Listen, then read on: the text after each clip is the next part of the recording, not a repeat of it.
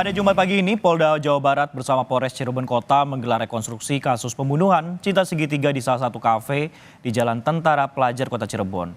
Di Cirebon, para tersangka mencari lokasi dengan membuka Google Maps untuk menuju Banjar via Kabupaten Kuningan.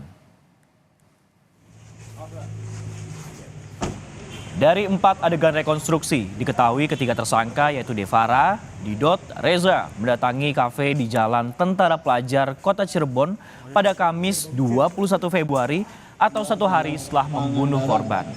Mereka tiba pada malam hari untuk beristirahat setelah menempuh perjalanan dari Jakarta via Tol Cipali. Ketiganya memasuki kafe dan berperilaku seperti biasa, seperti memesan kopi sehingga tidak menimbulkan kecurigaan. Polisi menyebut di lokasi ini ketika tersangka membuka Google Maps untuk melihat rute tercepat menuju Banjar lewat Kabupaten Kuningan. Setelah kurang lebih 90 menit beristirahat di kafe, mereka kemudian kembali melanjutkan perjalanan untuk membuang jasad korban yang sudah disembunyikan di bagian belakang mobil. Tak hanya di kafe, polisi juga menggelar rekonstruksi di halaman Mapores Cirebon Kota pada Jumat pagi. Polisi mengasumsikan lokasi ini sebagai wilayah di Kabupaten Kuningan karena para tersangka lupa dan tidak tahu jalan tersebut. Dari rekonstruksi diketahui mobil yang dikemudikan para tersangka sempat mogok di Kabupaten Kuningan.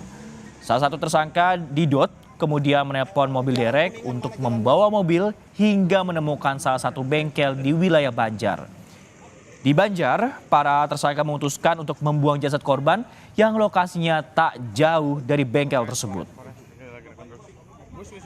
Untuk informasi terkini kita tanyakan langsung kepada jurnalis Kompas TV Muhammad Syahri Romdon di Cirebon, Jawa Barat. Syahri, apa kemudian yang digali dari 2 lokasi rekonstruksi pembunuhan berencana pada hari ini dan fakta baru apa kemudian yang terungkap di sana? Ya, baik Francisco di studio. Selamat siang, saudara. Polres Cirebon Kota mendampingi rekonstruksi yang dilakukan oleh Polda Jawa Barat pada Jumat pagi ini di 2 titik lokasi yang berbeda. Sebetulnya lokasi ini berada di Polres Cirebon Kota yang pertama dan yang kedua adalah di Kabupaten Kuningan. Di lokasi yang paling pertama, yakni di salah satu kafe di Jalan Tentara Pelajar, polisi melakukan rekonstruksi dengan 4 kali adegan, di mana ketiga tersangka yang membawa jasad atau jenazah si korban berada di belakang bagian mobil yang sudah ditutup rapi. Sehingga para tersangka berperilaku seperti biasa, tidak menimbulkan kecurigaan apapun kepada pemilik kafe, termasuk juga juru parkir yang melakukan bantuan untuk meletakkan posisi mobil yang cukup aman di lokasi. Mereka melakukan istirahat dan berbincang sebanyak sekitar 90 menit.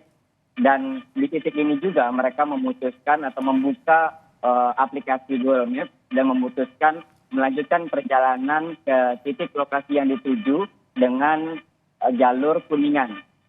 Karena mereka anggap melalui keterangan dari kepolisian, jalur ini sangat cepat dan mempermudah mereka untuk segera tiba di lokasi. Dan lokasi yang kedua atau rekonstruksi yang kedua dilakukan di depan halaman Mapores Cirebon Kota. Lokasi ini mengasumsikan kepolisian melakukan rekonstruksi di Kabupaten Kuningan. Karena pada saat itu lokasi gelap dan malam hari, karena pada saat setelah lepas dari salah satu kafe tersebut sekitar pukul 9 atau setengah 10, dan di sekitar pukul 10 atau 11 malam mereka mengalami mogok dan beberapa jam di lokasi itu. Kami mendengar sedikit percakapan pada saat rekonstruksi yang berlangsung di depan Mapores Cirebon Kota bahwa mobil yang berhenti dan mengalami masalah tersebut diduga terjadi karena adanya benturan yang mengakibatkan bagian bawah mobil atau mesin mobil itu mengalami kendala sehingga mogok. Dan sang supir Didot menelpon salah satu tim mobil derek untuk membantu mereka membawa ke tempat tujuan. Dan di titik ini polisi melakukan rekonstruksi sesuai dengan apa yang mereka sampaikan pada saat pemeriksaan secara bertahap dan secara bertahap di Polda Jawa Barat. Itu.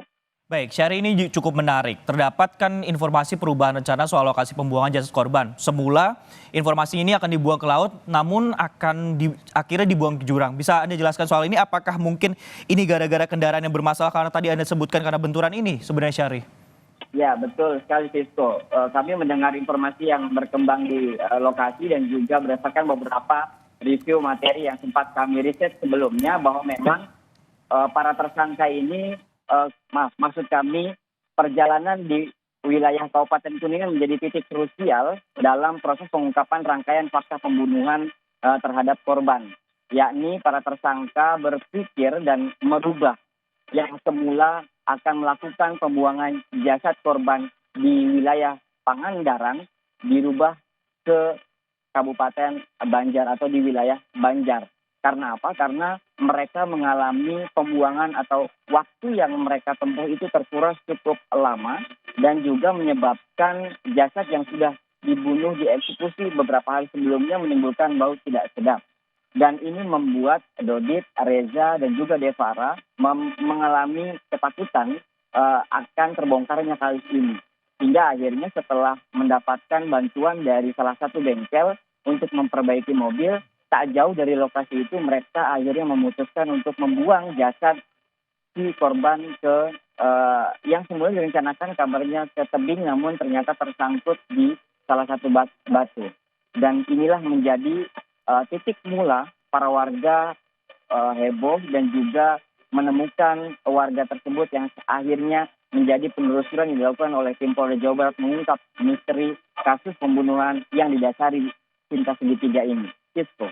Baik, terima kasih atas laporan Anda, Muhammad Syahri Romdon yang melaporkan langsung dari Cirebon, Jawa Barat terkait rekonstruksi pembunuhan yang dilakukan oleh caleg DPR RI.